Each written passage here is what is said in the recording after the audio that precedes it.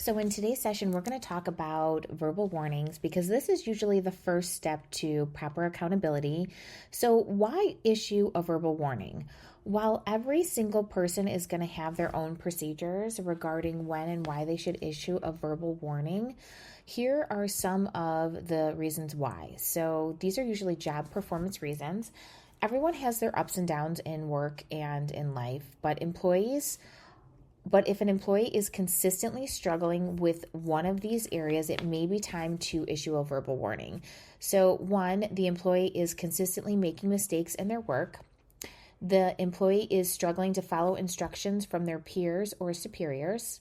The employee can't handle their workload and is falling behind.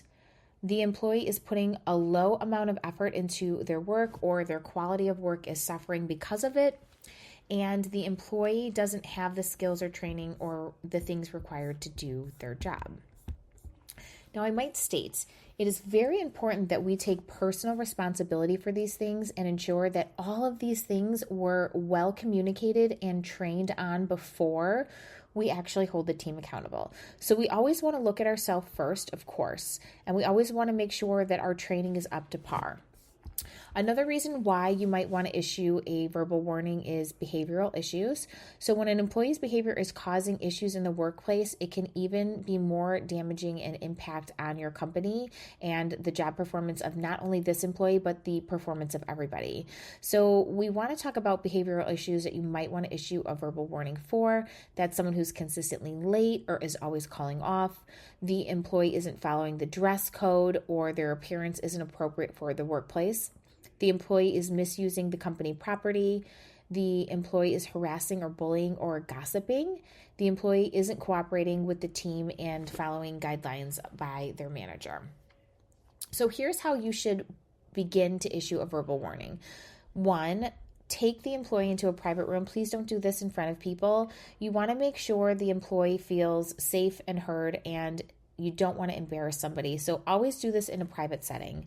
You always want to state the issue clearly, get straight to the point, and let the employee know exactly what the issue is. Explain why their actions are a problem, and give a specific example for the issue, and also give a solution. Discuss the changes that they should make, and let the employee know that they're valuable and you want them to change the behavior. We always want to do this in a loving, empathetic, kind way. We always want to provide a time frame for correction. So, I need to make sure that this doesn't happen again. In the next month or so, can we please make sure that there is improvement, depending on what the issue is. If it's more of a technical thing, they need time. If it's more of a, being late kind of thing, obviously that needs immediate attention. We want to state the consequences, and that's simply just saying, this is a verbal warning. Next time I am going to have to fill out an incident report. And of course, 3 incident reports that would lead to termination. We don't have to be super strict about it. We just want them to know what the next steps are. Of course, always using kindness. And we want to provide coaching and support for change. So provide the necessary support that somebody needs to make the changes so they feel supported and they feel that they can do their job correctly. And they might need additional tools or trainings or a mentor to help them with this.